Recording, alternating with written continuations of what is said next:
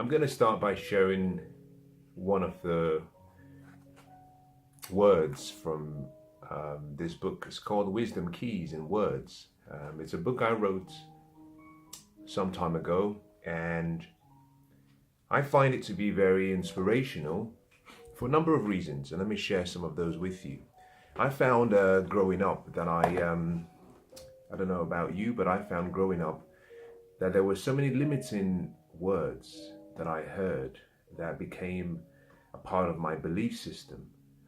Some of those words stayed with me even up until when I became an adult and when I should have known better. You see, intellectually, I knew what to do. Subconsciously, I was still being controlled by a lot of these beliefs. And that's something I should start with by saying. All of us, we know how to make things better. We know how to change our life and create a much more abundant, much more fulfilling life. Intellectually, we know what to do. And the reason is because we're surrounded with so much information every day. The reason our lives rarely change or rarely move in the direction of our dreams is because our intellect does not control our behavior. Our behavior is controlled by our subconscious mind. It's instinctive, it's like automatic. Think about this. You wake up in the morning and you walk into the bathroom, you want to brush your teeth.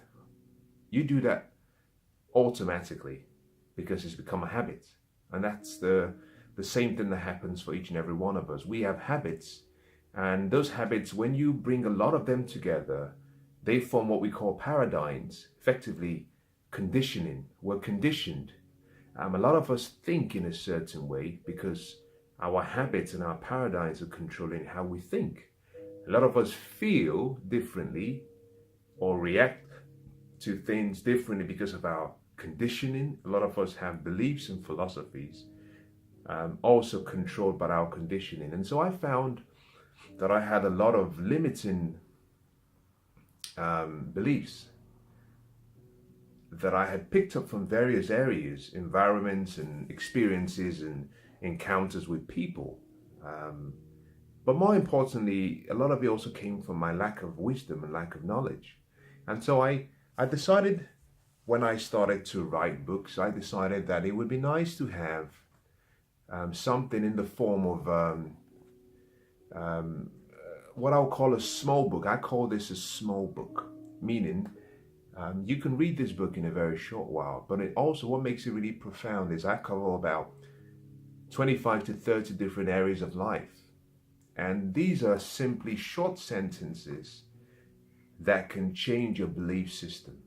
In other words, repetition is the architect of change.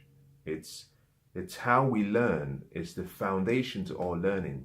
And all our beliefs, what you believe in it as a result of repetition. You've heard it so many times, and now you've started to associate a level of, I would say, truth to what you heard for so long. So I heard growing up things such as, I'll give you a good example, which is very sad, that there's so many poor people, because I was raised poor.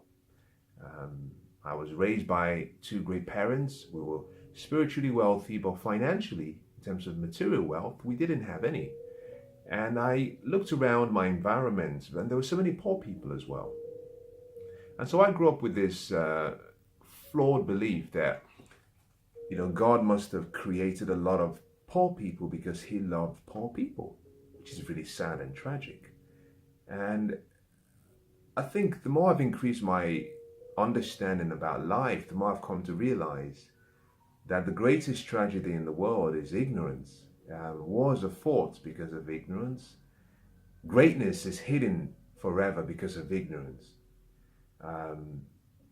Nations compete against each other because of ignorance. We try to be other people because of ignorance. We don't know who we are. And so I believe that it's simply a lack of wisdom. So I started to put together some words I'll call them quotes, more like aphorisms, statements that I believe are profound. I believe they're timeless. I believe they're classic. But they cover areas of life. And what I like to do is just share one or two with you and just talk about it and just share my beliefs about it. Now, the first is on page 10. It says, success leaves behind signs. It can be replicated by modeling the right people. So the top one.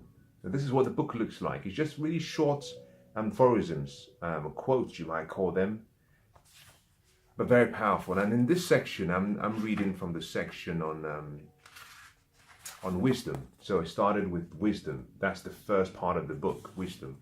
And the first quote is, success leaves behind signs. It can be replicated by modeling the right people. Now, what does that mean? You see, to the average person, they might need some explanation. That's what I want to do. I want to just explain what I believe. Now, let me start by saying this. No one has all the answers. I'm only sharing some of my ideas with you. And I don't want you to simply accept what I'm sharing with you. The best thing you can do for me is be open to the ideas. I can promise you that the ideas will be constructive, but I don't want you to just simply accept what I share with you. What I like you to do is receive it. Let it sit there in your mind for a few days. But before you decide on what to do, make sure that the decision you're making is yours, that you're not simply going by what you heard me say. You know, you're the architect of your own life. So gather information, sort out what you believe is right, what you believe is not for you. But ask yourself a question as you listen to me. Will this information that Mensah is sharing help me achieve my goals and dreams? Can it help me become a better person? Can it help me move in the direction of my true potential? Can it help awaken that greatness in me? Can it help me become wiser? And if the answer is yes, then I want to encourage you to use it. Now, we're going to be doing a really interesting class whereby I'm going to be doing one every day or a few every day. So if you have a copy of the book, then every day I'll tell you what page I'm on. But I want you to study the book itself. If you don't have a copy, you can get a copy from Amazon. I think it costs about, I think it must be about £2.90 or 99. It's fairly affordable. And I think it's worth the investment. And it's such a great gift you can give to people because it covers so many areas of life. And it's not just about a particular age group. So the first quote I had was, success leaves behind signs. It can be replicated by modeling the right people. Now, how did I apply this in my life? I migrated to the island of Great Britain so many years ago. I came here as a young boy. I came here in pursuit of a dream. I came here because I had a dream. I left my country of birth, West Africa, and I had nothing. As a matter of fact, I journeyed down here to this island because I had such a passion for a better life. I lied to my parents. I shouldn't say that, but I did. I said to them that I had got a scholarship to study. Yes, I had got an admission, but I didn't have a scholarship. And I knew that the only way I could leave Africa was by burning all of my boats and just taking a leap of faith. We couldn't afford to pay the tuition fees. You know, I grew up at a time when if you had 2 meals in a day, it was considered a very good day. That's how interesting it was back then. We were happy, got to be very clear about this. We had the right attitude and philosophy about life. We had gratitude in our hearts. So we lived from a place of abundance, although we lacked material wealth. But we couldn't afford my tuition fees. We just couldn't afford it. You know, if we couldn't eat twice a day, sometimes once a day, we had a meal. It was almost unfair to put such a burden on the family. So I said to my parents, listen, I got a scholarship from the school I applied to. I can go to the college and I can study for free. Cut the long story short, I arrived in London. And fast forward a few years, I came here with a dream, I came here with a burning desire, I came here with passion. And after a few years, I ran into so many challenging times. I ran into a huge, almost like an obstacle, a fork in the road. I hated where I was because I had come to a point where I couldn't move forward. I hated where I was because I had no progress on my part. I looked back to where I'd come from. When I left with a promise to myself that I would find a way. I had family back home who depended and were looking up to me. I came to the country, I knew no one, I had no friends, no family, it was just me. So I couldn't go back because I had made myself a promise that I would find a way. But the difficulty was I couldn't see the future. I could see the future in my mind, but I didn't know how to execute the future and bring it to reality. And after so many years of failing and being in debt, I sat down one very cold winter evening, and just like this, I reached out and I picked up a book. And as I started to read the book, I noticed that I had tears really running down my cheeks uncontrollably. This is very weird. This was something that was strange to me. But let me cut the story short and say the reason was because for the first time I had found someone who had been through something similar to what I had been through, and they had documented so beautifully their experiences. They had painted using words, painted these beautiful pictures of their journey. Now, those pictures included setbacks, obstacles, challenges, failures, pain, but eventually they had success and victories. And for the first time, I could see a light in what had been what I would call a dark tunnel that I'd been in for so long. You see, because I had no one around me, family or support, I didn't want to share my pain and my burden with other people. Now, you might be going through the same thing, and here is my advice to you. No one walks alone. No one is supposed, we're not built, we're not born to live alone. And you've got to understand the word alone. I'm digressing here, but it's okay. I'll just talk and share what's in my heart. The word alone means all in one. A-L-O-N-E. All in one. None of us is meant to live alone, both in thoughts, in feeling, and in the physical form. We need company. We're built. And the reason for that is because love. We are love. Love has to love. So love has to give love. And the act of giving love is only complete when there is someone who can receive the love you're giving.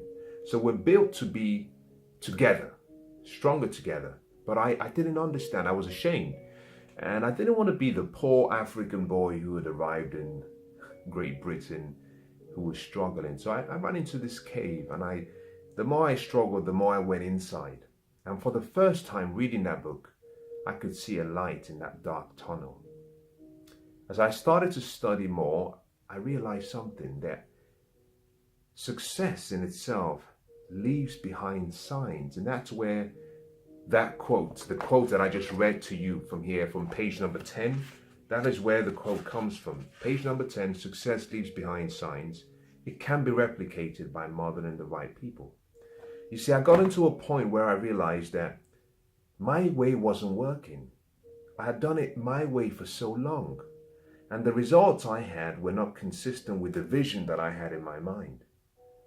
The dreams I had, I could see them very clearly, but the dreams I had and the results I was obtaining as a result of my wisdom, my knowledge, my actions, my choices were not consistent. And I had done it for so long.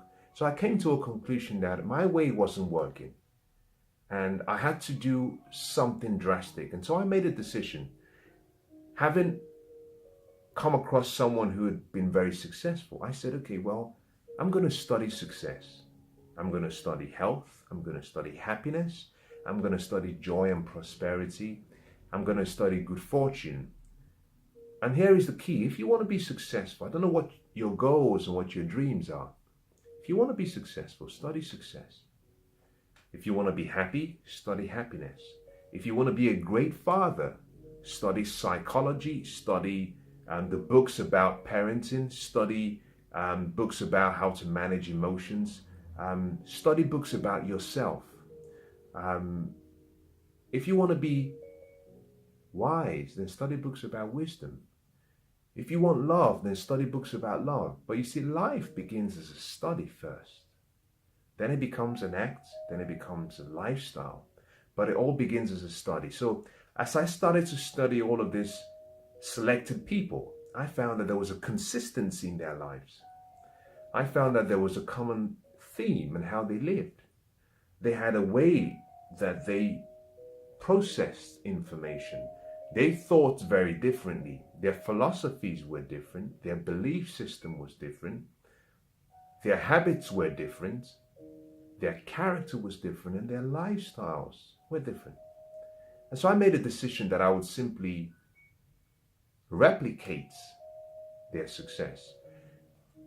Their experiences, documented in books and audio material, left signs. Now think about this. If you're driving along the way, you have road signs. The road signs are there to give you directions. If you've ever been to a beach at a very early part of the day when there's been no one, and you've had the water wash along the shore, if you were to just go for a walk, you would see that you would leave behind your footsteps. So someone can come, slowly follow those footsteps and get to the same location where you are. And that's how life is.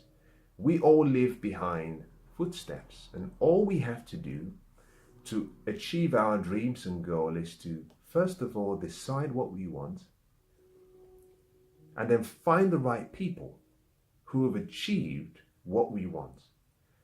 And that's what I did. So I started to study these people, and I realized the more I studied them, the more my beliefs started to change. My thinking started to change. I started to believe in myself. A lot of the limiting thoughts and words that that controlled me for so long, I started to slowly dispel most of them. I also realized that the more I studied their beliefs and philosophies and activities and habits, the more I was changing. So I made a decision that I was going to take a leap of faith. My results wasn't what I wanted at that point in time as a result of what I had done. So I made a decision that I would do it their way. I came to a conclusion that life is like a soil. If you put seed in soil, if it's good soil, it would give you back a harvest, irrespective of the type of seed. Whether that seed is poison, whether that seed is corn, you will get a return. And so I decided that I would simply replicate their success. And as I started to replicate their beliefs, their character, their attitude, their habits, their lifestyle, my results began to change. And that's very powerful. And so what I want to share with you, or say to you, I should say, is this. Find someone who is already living the life you want to live. Humble yourself. Study them. Find out what signs they've left behind. And make a decision that you will follow the recipe. See, most people, they get a recipe for a meal and they want to change it, the recipe before they've mastered how to make the dish. It doesn't work that way. You've got to start by following the recipe. When you've now mastered making that dish, just like the directions have given state, then you can start to perhaps experiment. But by that time, you already know how to make the dish. So find someone who is living the life you want for yourself. Find someone, first of all, that you admire. Find someone that you're willing to learn from. Find someone who has proven success results. Now, don't be fooled by the extent of their results, but also find someone who has the ability to teach, someone who has the ability to share. Not everyone wants to share what they know. Find the right people, but more importantly, don't give up your true self. Don't try to copy. You realize that when I talked about the quotes, I didn't say copy. I said replicate. Now, there's nothing wrong in copying someone's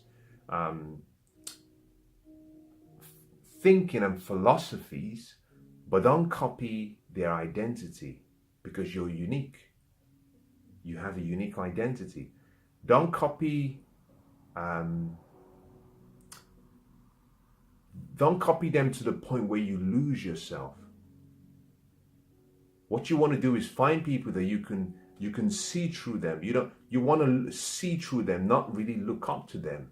You don't want to hold them in this high, pedestal of accomplishments. No, otherwise you would see them as superior to you.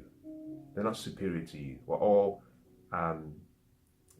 capable of achieving our highest potential. Some of us have taken that leap of faith and some haven't. So here is my recommendation, and I'm going to summarize today's session by simply just reading out the quote again. It's page number 10, the first quote. Success leaves behind signs. It can be replicated by modeling the right people. And that's what I want to say to you today.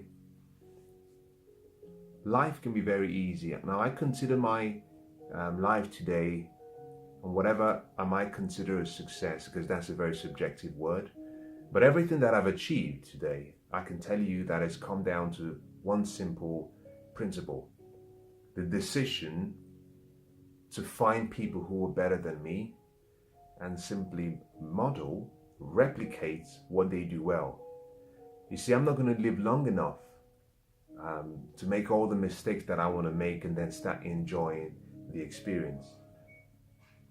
My experience back then showed that in 4 hours of picking up a book and reading a book for 4 hours, I had gained what took the author about 40, 50 years to learn, because I had used what we call OPE, leverage, the leverage of other people's experiences.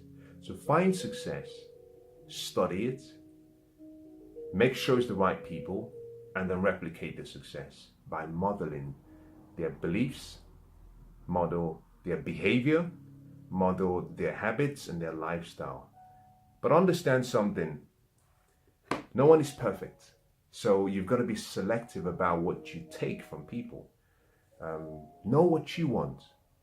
In studying beliefs and behaviors, you're always going to find out we're all human and we all have flaws. So reduce your expectations of people and take what is good. And if you find something that is not for you, you can discard it. I hope that's been useful. I wish you the best. God bless.